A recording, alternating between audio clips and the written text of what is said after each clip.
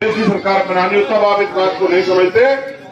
तब अगर मैं मुस्लिम साथियों के बारे में कहूं उसका तो एक ही निर्णय होता है कि बीजेपी को हराना है।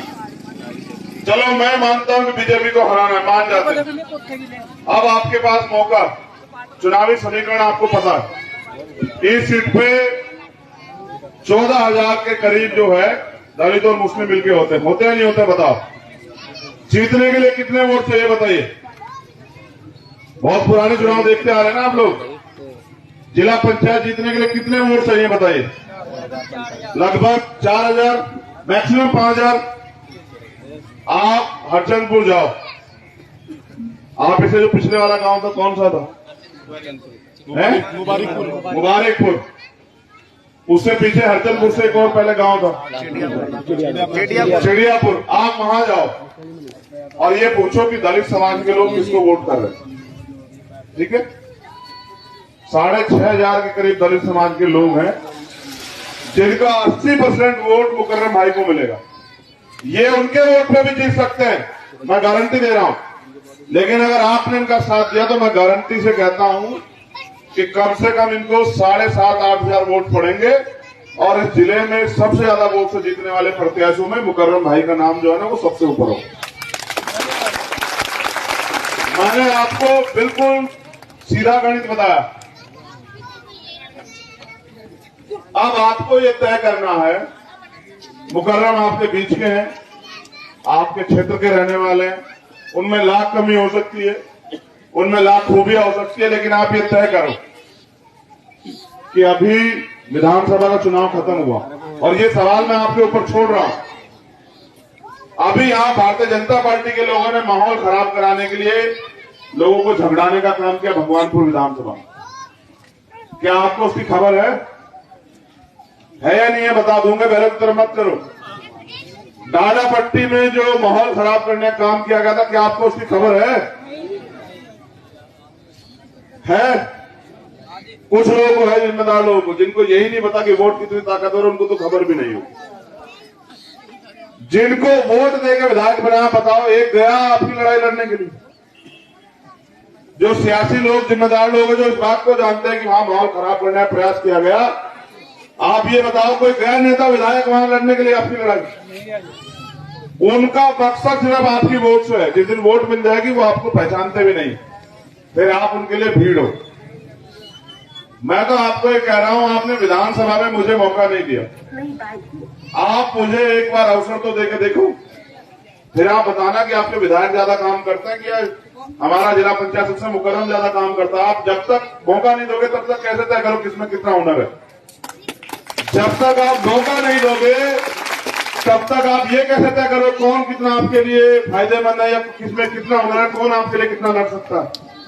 मैं तो तब भी लड़ा। मैं आपको इसलिए याद दिला रहा हूं, हमारे लोगों के ना पाचन तंत्र बहुत मजबूत है, इधर डेग खुलती है तो उनके दिमाग भी खराब हो जाते हैं। मैं आपको इसलिए याद दिला रहा हूं कि आपको याद हो जब इस देश में सीएम पे एनआरसी आया था ना, तमाम नेता जिनको वोट देकर एमपी एमएलए बनाते वो घर में छिपे बैठे थे।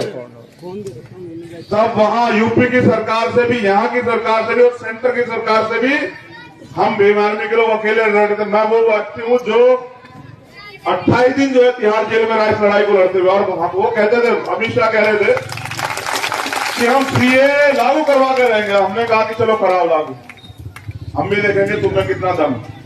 वो नहीं लागू करा पाए क्योंकि आपने अपनी लड़ाई की अहमियत समझी। मैं तो आपसे कहने के लिए आया मेरे साथियों, मुकर्रम भाई को हम लोग मजबूत करके भेज रहे हैं, क्या आप इनका साथ दोगे? दोनों हाथ उठाओ, एक हाथ नहीं।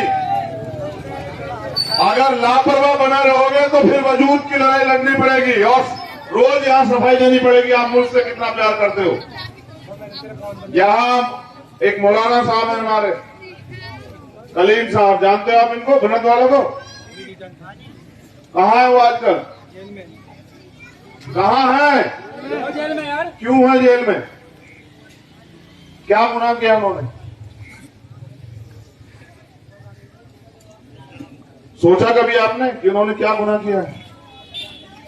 उन्होंने गुनाह ये किया कि वो वहां बच्चों को तालीम दे रहे हैं और बनत ऐसा गांव है, आजादी की लड़ाई में हर घर से जो है ना एक बलिदान हुआ उस गांव का।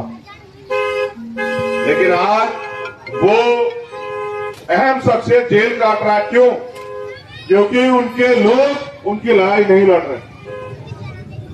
तो क्योंकि ये चुनाव भी है और ये आप लोगों ने जाम कर दिया, मैं आपसे अपील करता हूं कि 26 तारीख को मुकर्रम भाई के हाथ मजबूत करना, मेरे हाथ मजबूत करना और अपने हाथ मजबूत करना, मुझे अवसर देना और फिर आप ये देखना कि आपकी लड़ाई कितनी ताकत से हम लोग लड़ते हैं।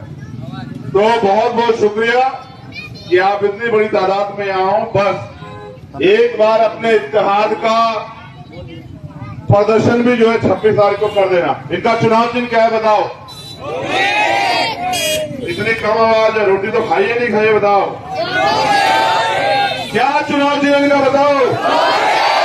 इस बार झोपड़ी इनकी पक्की कर दोगे बताओ?